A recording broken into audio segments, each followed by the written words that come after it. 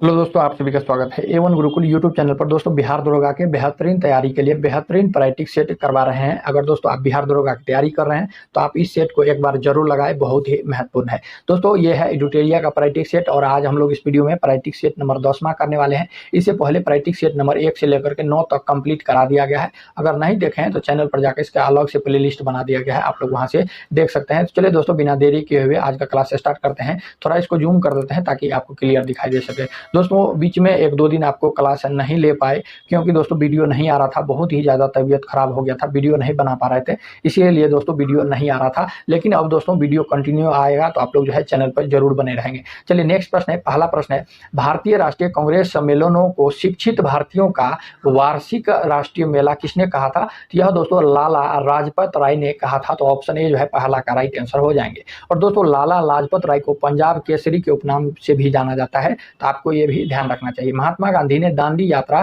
किस आश्रम से शुरू किया था? तो यह दोस्तों सभी को पता होगा, साबरमती आश्रम से जो है यह किया था। और दोस्तों कब किया था? तो यह दोस्तों और कितने प्रतिनिधियों के सहयोग से जो है यह आरंभ हुआ था? तो ये भी प्रश्न महत्वपूर्ण है, तो ध्यान रखना है दोस्तों। महात्मा गांधी ने दांडी यात्रा की शुरुआत जो है यह 12 मार्च 1930 को जो है यह साबरमती आश्रम से जो है शुरू किया था। दोस्तों 6 अप्रैल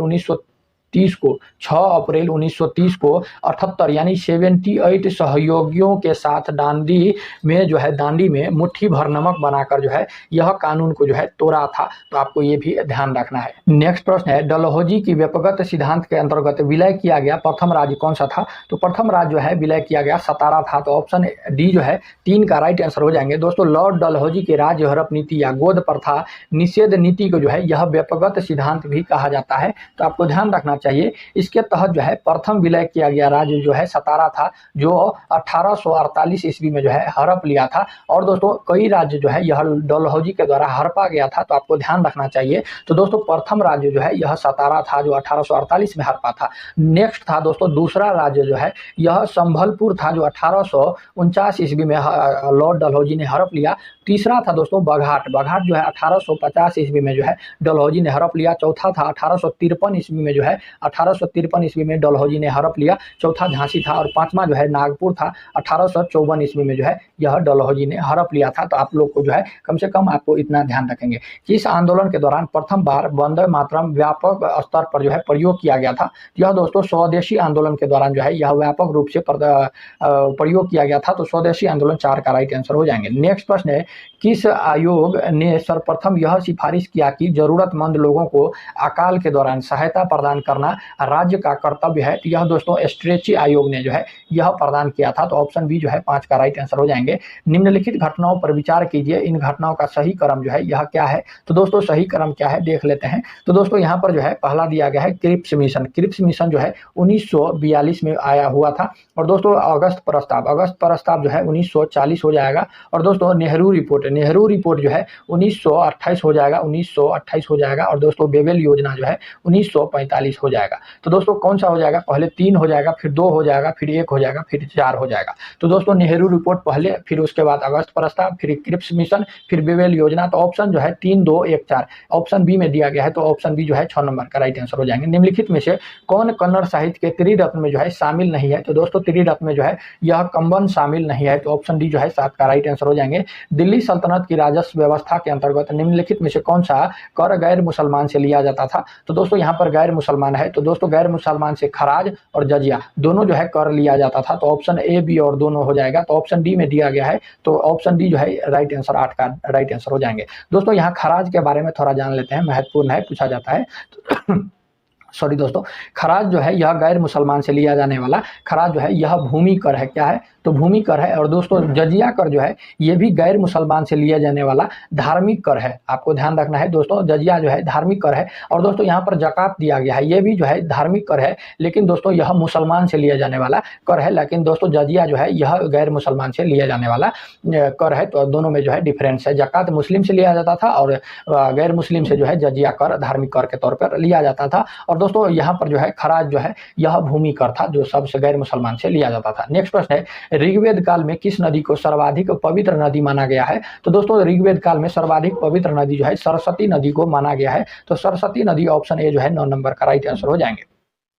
लेकिन दोस्तों सरस्वती नदी को जो है देवी तमा, माते तमा, नदी तमा के नाम से भी पहले जाना जाता था ऋग्वेद काल में। तो आप लोग इसे भी ध्यान रखेंगे दोस्तों। लेकिन यहाँ पर एक पॉइंट और आता है कि यहाँ पर दोस्तों ऋग्वेद काल में सर्वाधिक नदी, पवित्र नदी पूछा जा रहा है तो सरस्वती हो जाएगा। अगर दोस्तों यहाँ पर रहता सर्वाधिक महत्वपूर्ण नदी, तो दोस्तों ऋग्वेद काल में किस नदी को जो है महत्वपूर्ण नदी माना जाता था? तो दोस्तों महत्वपूर्ण नदी जो है यह सिंधु नदी को माना जाता था। तो आपको ये भी पॉइंट ध्यान रखना चाहिए। नेक्स्ट प्रश्न है, निम्नलिखित में से कौन सा सुमेलित नहीं है? तो देख लेते हैं कौन सा सुमेलित नहीं है। ऑप्शन ए में ऋग्वेद स्तुति के भजन का ज्ञान, बिल्कुल सत्य है दोस्तों। सी ऑप्शन अथर्ववेद में जादू के सूत्रों का ज्ञान, ये भी सही है। यजुर्वेद में यज्ञ संबंधी सूत्रों का ज्ञान, ये भी सही है। तो दोस्तों ऑप्शन बी जो है क्या हो जाएंगे? गलत हो जाएंगे। सामवेद में विज्ञान का ज्ञान दिया गया है, जो क्या है ऑप्शन बी बिल्कुल गलत है। ऑप्शन बी जो है 10 नंबर का राइट आंसर पूछा हो जाएगा। तो दोस्तों पूछा जा रहा है कौन सा सुमेलित नहीं है, तो बी ऑप्शन सुमेलित नहीं है। तो दोस्तों सामवेद में आखिर है क्या? तो दोस्तों सामवेद में आपको ध्यान रखना है, सही आंसर की बात कर ले तो इसमें धुनों को ज्ञान यानी कि जप के लिए दिया गया है। तो ऑप्शन बी जो है ऑप्शन बी 10 का राइट आंसर हो जाएंगे। मुगल सम्राट अकबर ने किस वर्ष मजहरनामा की घोषणा किया था? तो यह दोस्तों 1579 ईस्वी में जो है अकबर ने यह मजहरनामा की घोषणा किया था। तो 11 का ऑप्शन डी राइट आंसर हो जाएंगे। निम्नलिखित में से किस इतिहासकार ने रजिया के बारे में लिखा और माना कि वह अपने सभी भाइयों की तुलना में अधिक सक्षम योग्य थी? तो यह दोस्तों मिन्हाज ए सिराज ने जो है यह माना था। मिन्हाज ए सिराज ने रजिया के बारे में लिखा और माना कि अपने सभी भाइयों की तुलना में अधिक सक्षम और योग्य थे। तो दोस्तों ऑप्शन जो है यह right answer option B right answer हो जाएंगे। केंद्रीय शोधकर्ता आयोग का गठन किस समिति के अनुशंसा पर किया गया था? यह दोस्तों संथानम समिति के अनुशंसा पर किया गया था। तो ऑप्शन बी 13 का राइट आंसर हो जाएंगे। निम्नलिखित अधिनियम द्वारा केंद्रीय बजट को राज्य बजट अलग किया गया था? तो यह दोस्तों भारत शासन अधिनियम 1919 के द्वारा जो है अलग किया गया था। तो ऑप्शन सी 14 का राइट आंसर हो जाएंगे। दोस्तों भारत शासन अधिनियम 1919 वाइसराय चेम्सफोर्ड के समय जो है आया था। तो आपको ये भी ध्यान रखना है, चेम्सफोर्ड के द्वारा जो है इसके समय आया था। निम्नलिखित में से कौन सा संवैधानिक निकाय नहीं है? तो दोस्तों निम्नलिखित में से कौन सा संवैधानिक निकाय नहीं है? तो दोस्तों केंद्रीय सूचना आयोग जो है यह संवैधानिक निकाय नहीं है। दोस्तों संवैधानिक निकाय जो है यह निर्वाचन आयोग, संघ लोक सेवा और दोस्तों आयोग, राज्य लोक सेवा आयोग, वित्त आयोग, भारत के महान्यायवादी, राज्य का महाधिवक्ता, ये जो है यह संवैधानिक निकाय है। और दोस्तों गैर संवैधानिक निकाय के अंतर्गत जो है नीति आयोग, राष्ट्रीय मानव अधिकार आयोग, केंद्रीय सूचना आयोग जो आपके ऑप्शन में दिया गया है, और दोस्तों केंद्रीय शोधकर्ता आयोग जो है आपको ध्यान रखना है, ये गैर संवैधानिक निकाय है। तो दोस्तों संवैधानिक निकाय और गैर संवैधानिक निकाय आज जो है डिटेल रूप से बात कर लिए, तो आपको ध्यान रखना चाहिए। अगर दोस्तों आपको समझ में नहीं आ रहा है तो आप लोग फिर से एक बार वीडियो को प्ले करके देख लेंगे, दोबारा देखेंगे। नेक्स्ट प्रश्न है, निम्नलिखित में से किसे संसद की लोक लेखा समिति का मित्र, दार्शनिक और मार्गदर्शक कहा गया है? यह दोस्तों नियंत्रक एवं महालेखक परीक्षक को कहा गया है। तो ऑप्शन बी जो है 16 का राइट आंसर हो जाएंगे। निम्नलिखित में से कौन संघीय संविधान की विशेषता नहीं है? तो दोस्तों यह एकल संविधान जो है यह संघीय संविधान की विशेषता नहीं है। तो ऑप्शन बी जो है 17 का राइट आंसर हो जाएंगे। विवाह, तलाक तथा न्याय की अवमानना उच्च न्यायालय के किस क्षेत्र अधिकार के अंतर्गत आता है? यह दोस्तों प्रारंभिक क्षेत्र अधिकार के अंतर्गत आता है। तो ऑप्शन सी 18 का राइट आंसर हो जाएंगे। नेक्स्ट प्रश्न है, राज्य विधान परिषद में कितने सदस्यों का नामांकन राज्यपाल के द्वारा किया जाता है? यह दोस्तों 1/6 सदस्यों के द्वारा किया जाता है। तो ऑप्शन सी 19 का राइट आंसर हो जाएंगे। संविधान का 126वां संविधान संशोधन विधेयक किस अनुच्छेद से संबंधित है? यह दोस्तों अनुच्छेद जो है यह अनुच्छेद 1 और 2 अनुच्छेद 131 और अनुच्छेद 333 से जो है यह संबंधित है। तो दोस्तों यहाँ पर 20वां नंबर प्रश्न जो है ऑप्शन ए जो है 20 का ए राइट आंसर हो जाएंगे। लेकिन दोस्तों ये महत्वपूर्ण प्रश्न है, तो थोड़ा इसको डिटेल से जान लेते हैं। दोस्तों 126वां संविधान संशोधन विधेयक जो है यह अनुच्छेद 331 और अनुच्छेद 333 से संबंधित है, जो 331 के तहत लोक सेवा एवं 333 के तहत राज्य में नियुक्ति होने वाले एंग्लो इंडियन व्यवस्था को समाप्त करता है। इस विधेयक को जनवरी 2020 में 104वें संविधान संशोधन अधिनियम 2019 के रूप में जो है अधिनियम किया गया था। तो आप लोग इतना ध्यान रखेंगे। नेक्स्ट प्रश्न है, निम्न में से कौन सी विशेषता आयरलैंड के संविधान से नहीं लिया गया है? तो दोस्तों आयरलैंड के संविधान से केंद्रीय द्वारा राज्यपाल की नियुक्ति नहीं लिया गया है। ये दोस्तों कनाडा से जो है प्रावधान कनाडा के संविधान से लिया गया है, आयरलैंड के संविधान से नहीं लिया गया है। तो ऑप्शन डी जो है 21 का राइट आंसर हो जाएंगे।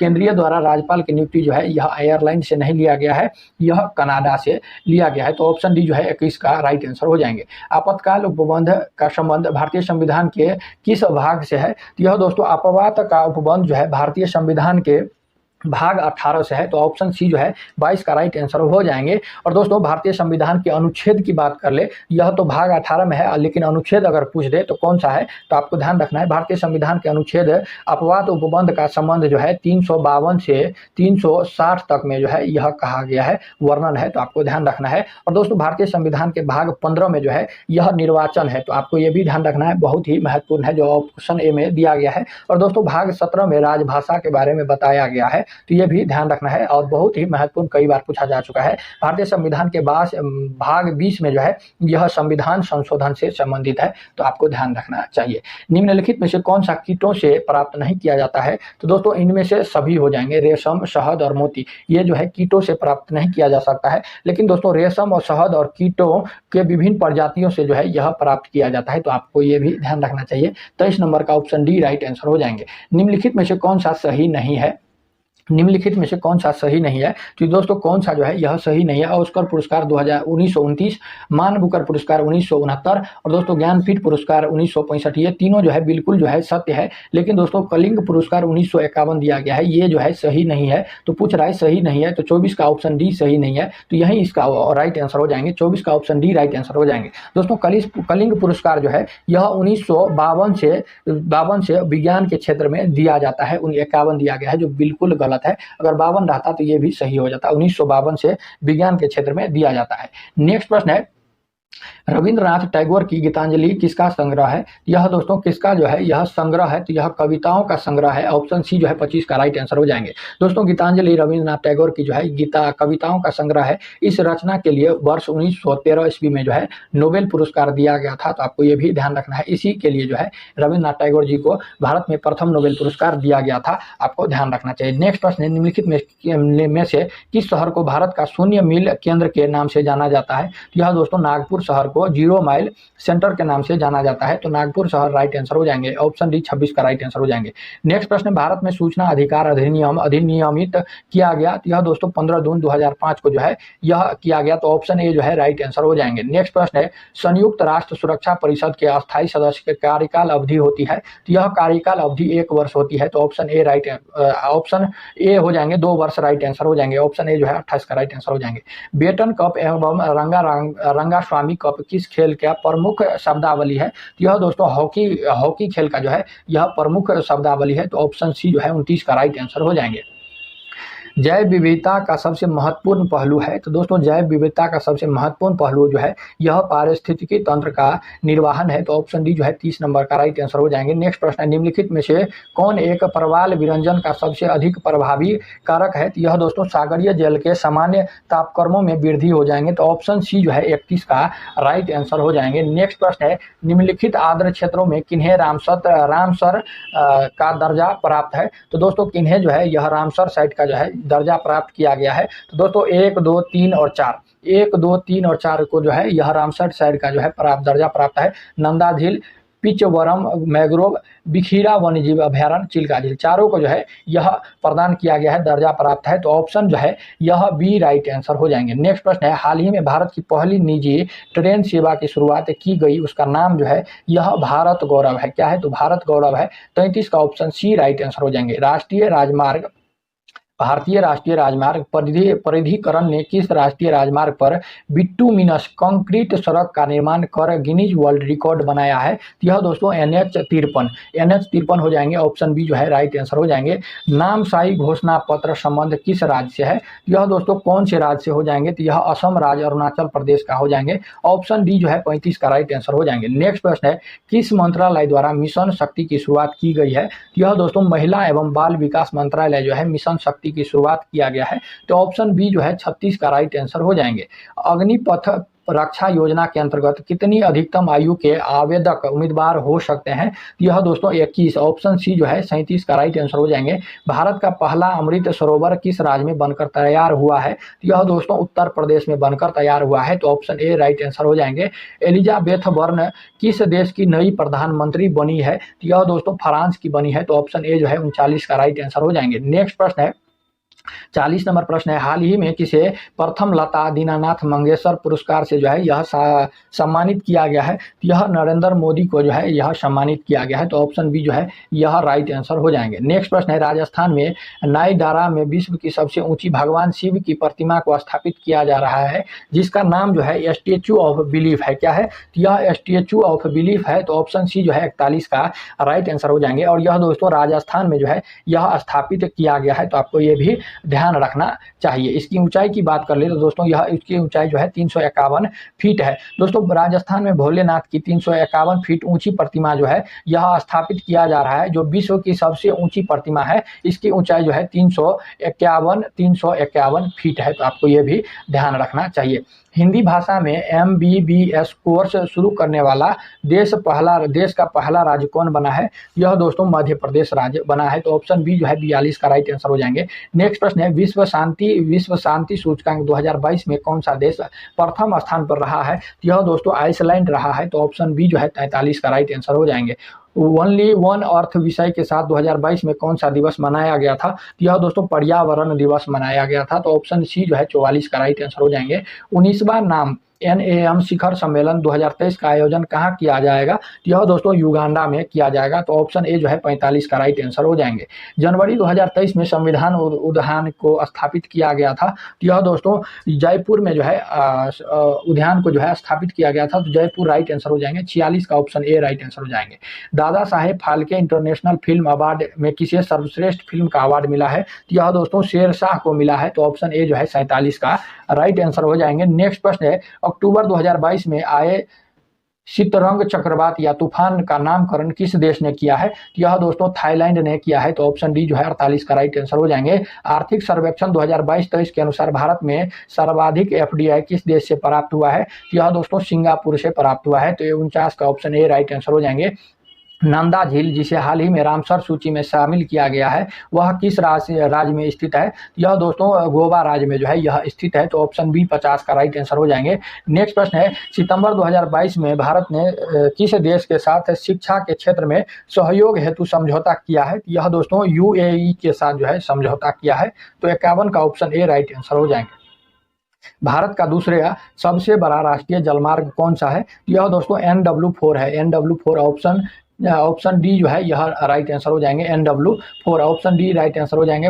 भारतमाला परियोजना की घोषणा कब की गई थी? यह दोस्तों 25 अक्टूबर 2017 को किया गया था। तो ऑप्शन जो है डी राइट आंसर हो जाएंगे। भारत में सबसे अधिक ऊंचाई पर स्थित झील कौन सी है? तो यह दोस्तों चोलामू झील है। कौन सा है? तो यह चोलामू झील है। ऑप्शन बी राइट आंसर हो जाएंगे। भारत में सबसे अधिक ऊंचाई पर स्थित झील जो है चेलामू झील है। नेक्स्ट प्रश्न है, पाकिस्तान की सीमा किस भारतीय राज्य के साथ सबसे ज्यादा लंबी लगती है? यह दोस्तों सबसे ज्यादा की बात हो रहा है तो राजस्थान के लग जाएगा। तो राजस्थान 55 का राइट आंसर हो जाएंगे। आटाकामा रेगिस्तान स्थित है। तो दोस्तों आटाकामा रेगिस्तान जो है यह उत्तरी चिली में जो है स्थित है। तो उत्तरी Chile option B right answer हो जाएंगे। नेक्स्ट प्रश्न है, मगाड़ी तथा हिंद किसकी सहायक नदी है? तो दोस्तों यह कावेरी का सहायक नदी है। तो ऑप्शन सी 57 का राइट आंसर हो जाएंगे। उत्तरी अंडमान की सबसे ऊंचाई चोटी क्या है? तो दोस्तों यह ऊंची सैंडल पीक हो जाएंगे। क्या हो जाएंगे? उत्तरी अंडमान की सबसे ऊंची चोटी सैंडल पीक है। ऑप्शन ए राइट आंसर हो जाएंगे। चावल उत्पादक में भारत का कौन सा राज्य प्रथम स्थान रखता है? तो यह दोस्तों पश्चिम बंगाल रखता है। तो ऑप्शन डी जो है राइट आंसर हो जाएंगे। नेक्स्ट प्रश्न है, भारत का कौन सा राज्य 100% विद्युतीकरण रेलवे नेटवर्क वाला भारत का पहला राज्य बना है? तो यह दोस्तों हरियाणा राज्य बना है। तो ऑप्शन सी राइट आंसर हो जाएंगे। हाल ही में सारा थॉमस का निधन हो गया, उनका संबंध था। तो यह दोस्तों लेखिका थी। क्या थी? तो यह लेखिका थी। तो ऑप्शन जो है क्या हो जाएंगे? ऑप्शन ए जो है राइट आंसर हो जाएंगे।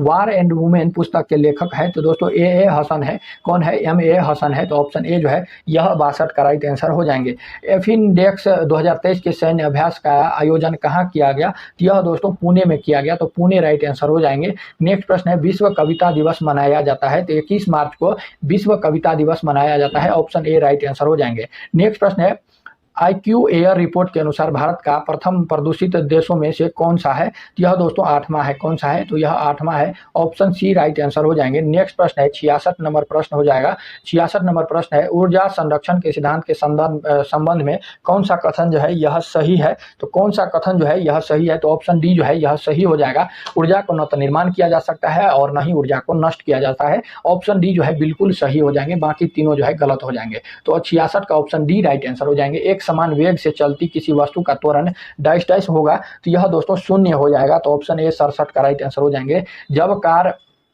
एक मोड़ लेती है तो वह कौन सा बल है जो हमें बाहर की ओर धक्का देती है, तो यह दोस्तों अपकेंद्री बल हो जाएंगे। ऑप्शन बी राइट आंसर हो जाएंगे।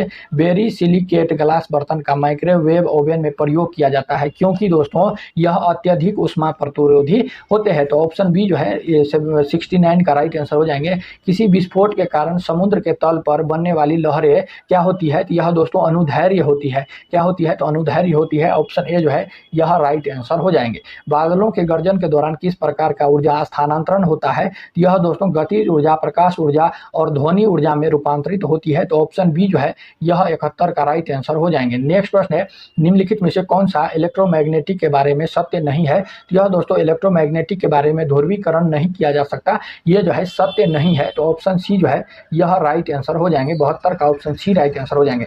भारत धातु का वह गुण जिसके कारण उसे तार के रूप में ढाला जा सकता है, तो वह तन्यता होती है। तो इसके कारण जो है धातु को तार के रूप में ढाला जा सकता है। ऑप्शन ए जो है 73 का राइट आंसर हो जाएंगे। H2O2 plus Cl2 equal to 2HCl plus O2 अभिक्रिया में H2O2 किसके रूप में कार्य करता है, यह दोस्तों एक उपचायक के रूप में काम करता है। तो एक उपचायक, ऑप्शन डी 74 का राइट आंसर हो जाएंगे। 75 नंबर प्रश्न कह रहा है, निम्नलिखित में से कौन सा कथन गलत है, तो दोस्तों ऑप्शन जो है ऑप्शन डी जो है क्या हो जाएंगे, गलत कह रहा है। सोडियम हाइड्रोक्साइड NaOH की क्षारीय प्रकृति सोडियम आयनों की उपस्थिति में कारण होती है, तो दोस्तों बिल्कुल गलत हो जाएंगे। सोडियम आयन की उपस्थिति के कारण नहीं होती है। OH माइनस रहता तो ये भी सही हो जाता। तो ऑप्शन डी जो है 75 का राइट आंसर हो जाएंगे। बाकी ए बी सी और डी से भी जो है यह सही है। तो दोस्तों फिनाइलफिथीलिन साबुन के घोल में गुलाबी बन जाता है, बिल्कुल सही है। गैर मेटेलिक ऑक्साइड प्रकृति में अम्लीय होते हैं, ये भी सही है। नींबू में साइट्रिक अम्ल होते हैं, ये भी बिल्कुल सत्य है। तो ऑप्शन डी जो है 75 का राइट आंसर हो जाएंगे। मिट्टी की अम्लीय प्रकृति निम्नलिखित में से किसकी सांद्रता द्वारा दर्शाई जाती है, यह दोस्तों हाइड्रोजन के द्वारा दर्शाया जाता है। तो ऑप्शन ए जो है 76 का राइट आंसर हो जाएंगे। नेक्स्ट प्रश्न है, निम्नलिखित में से कौन सी एक रासायनिक अभिक्रिया नहीं है, तो दोस्तों पानी का भाप में रूपांतरण जो है यह रासायनिक अभिक्रिया नहीं है, यह भौतिक जो है अभिक्रिया हो जाएगा। तो ऑप्शन डी जो है यह 77 का राइट आंसर हो जाएंगे। बाकी सभी भोजन का पचना, कोयले का जलना, कागज का जलना, ये सब जो है रासायनिक प्रक्रिया है। पानी का भाप में रूपांतरण जो है यह भौतिक प्रक्रिया है, रासायनिक प्रक्रिया नहीं है, इसीलिए 77 का ऑप्शन डी राइट आंसर हो जाएंगे। निम्नलिखित में से कौन सा एसिड का बैटरी में प्रयोग किया जाता है, यह दोस्तों सल्फ्यूरिक एसिड जो है यह हो जाएंगे। तो सल्फ्यूरिक एसिड ऑप्शन बी जो है 78 का राइट आंसर हो जाएंगे। श्वेत फास्फोरस यानी व्हाइट फास्फोरस अंधेरे में किस कारण दीप्त होती है, यह दोस्तों मंद ऑक्सीकरण के कारण जो है अंधेरे में दीप्त हो जाती है। तो मंद ऑक्सीकरण 79 का ऑप्शन सी राइट आंसर हो जाएंगे। लिक्विड पेट्रोलियम गैस LPG के घटकों में निम्न में से कौन शामिल होता है, तो दोस्तों कौन कौन जो है यह शामिल होता है, तो प्रोपेन, ब्यूटेन और ब्यूटालीन जो है यह शामिल होता है। तो ऑप्शन क्या हो जाएंगे, 2 3 4, 2 3 जो है ऑप्शन डी राइट आंसर हो जाएंगे। ऑप्शन डी जो है 80 का राइट आंसर हो जाएंगे। संक्षारण की समस्या को कम करने के लिए निम्नलिखित में से कौन सा तरीका प्रयोग में लाया जाता है, तो यह दोस्तों कौन सा तरीका जो है यह प्रयोग में लाया जाता है, तो यह दोस्तों ऑप्शन बी जो है यह हो जाएंगे 1 2 3 और 5 हो जाएंगे। 1 2 3 5 हो जाएंगे, चौथा नहीं होगा। तो दोस्तों कौन सा, पेंटिंग, गैल्वेनीकरण, एनोडीकरण, मिश्र धातु का निर्माण, ये सब जो है यह तरीका जो है प्रयोग में लाया जाता है संक्षारण की समस्या के कम करने के लिए। तो ऑप्शन बी जो है 81 का राइट आंसर हो जाएंगे। नेक्स्ट प्रश्न है, मसूरों में रक्तस्राव, दांतों का गिरना, अस्थियों का भंगुर होना एवं घाव भरने में देरी निम्न में से कौन से विटामिन के कमी के कारण होता है, तो ये दोस्तों हम आपको पिछले क्लास में बता चुके हैं। तो ऑप्शन बी के कारण होता है। विटामिन सी के कारण जो है यह होता है। तो ऑप्शन बी जो है 82 का राइट आंसर हो जाएंगे। विटामिन सी का कारण जो है यह होता है। निम्नलिखित में से किस प्राकृतिक पदार्थ में लौह यानी कि Fe विद्यमान होता है, यह दोस्तों मायोग्लोबिन में जो है यह विद्यमान होता है। तो मायोग्लोबिन ऑप्शन बी 83 का राइट आंसर हो जाएंगे। निम्नलिखित में से कौन सा सरीसृप वर्ग का जंतु जो है यह नहीं है, तो दोस्तों ऑस्ट्रिच जो है यह सरीसृप वर्ग का जंतु नहीं है। तो ऑस्ट्रिच ऑप्शन सी में दिया गया है। तो 84 का ऑप्शन सी राइट आंसर हो जाएंगे। बाकी दोस्तों कछुआ, किंग कोबरा, उड़न छिपकली आदि जो है यह सरीसृप है, जबकि ऑस्ट्रिच जो है यह सफेद स्टोर्क, नर गुच्छेदार बतख पक्षी वर्ग के अंतर्गत जो है यह आते हैं। तो आपको ये भी ध्यान रखना है। 85 नंबर प्रश्न कह रहा है, निम्नलिखित कथनों पर जो है यह विचार कीजिए, उपयुक्त कथन में से कौन सा कथन जो है यह सही है। तो दोस्तों कौन सा कथन जो है यह सही है? तो दोस्तों पहला कथन है हमारे दांत क्षय हेतु अम्ल जिम्मेदार होते हैं। बिल्कुल पहला कथन सत्य है।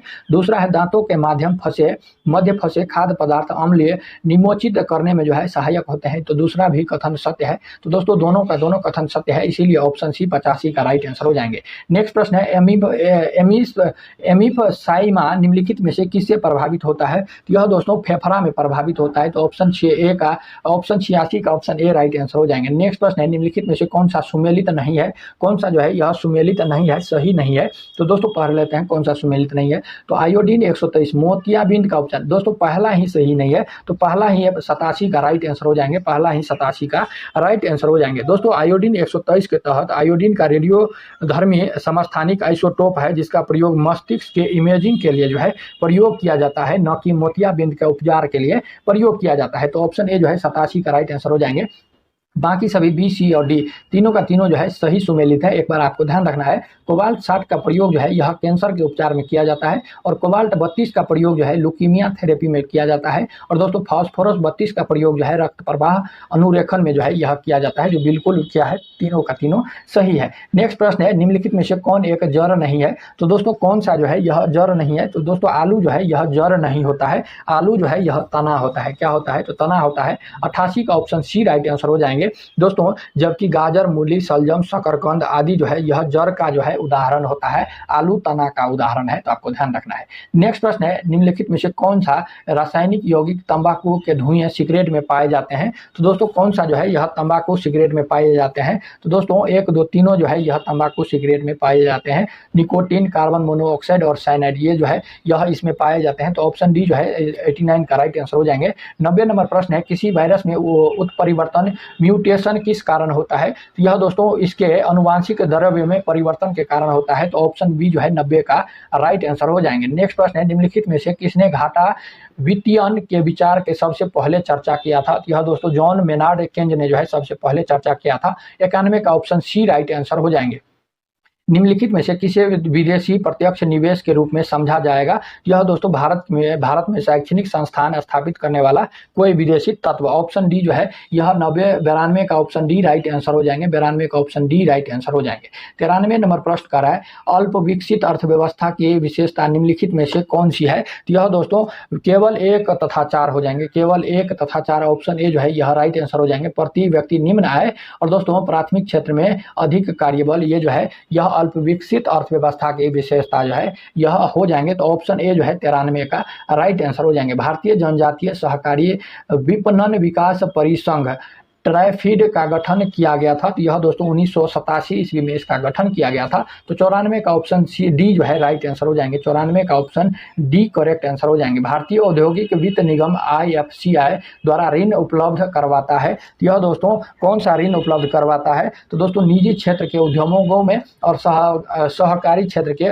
उद्योगों को। तो दोस्तों ऑप्शन डी जो है ए और बी दोनों हो जाएंगे, इसीलिए 95 का ऑप्शन डी राइट आंसर हो जाएंगे। नेक्स्ट प्रश्न है एक नल किसी बाल्टी का 4 गुना। इसके बाद दोस्तों 96, 97, 98, 99 और 100 नंबर प्रश्न जो है यह मैथ का प्रश्न दिया गया है। तो आप लोग एक बार देख लीजिए और खुद से सॉल्व करने का प्रयास कीजिए। और दोस्तों अगर इसका उत्तर आ जाए आपको तो आप लोग इसका उत्तर जरूर कमेंट में लिखेंगे। कि हालांकि दोस्तों आप सभी के लिए बिहार दरोगा के लिए मैथ का क्लास अलग से लाएंगे, तो आप लोग वहां से भी सारे प्रश्न को हम वहां पर सोल्व कर देंगे, तो आप लोग वहां भी देख सकते हैं। तो चलिए दोस्तों ये थे आज के सेट नंबर 10 का कुल जो है यह 100 प्रश्न जो हम आपको बेहतरीन रूप से डिटेल के साथ जो है कवर कराने का प्रयास किए। अगर दोस्तों आपको यह वीडियो अच्छा लगा हो, हेल्पफुल लगा हो, आपको कुछ सीखने को मिला हो, तो आप हमारे चैनल को 100% सब्सक्राइब कर लीजिए। साथ में बेल आइकन भी प्रेस कर लीजिए ताकि आगे आने वाले वीडियो का नोटिफिकेशन सबसे पहले मिले। तो चलिए दोस्तों मिलते हैं नेक्स्ट वीडियो में, तब तक सभी दरोगा भाइयों को जय हिंद।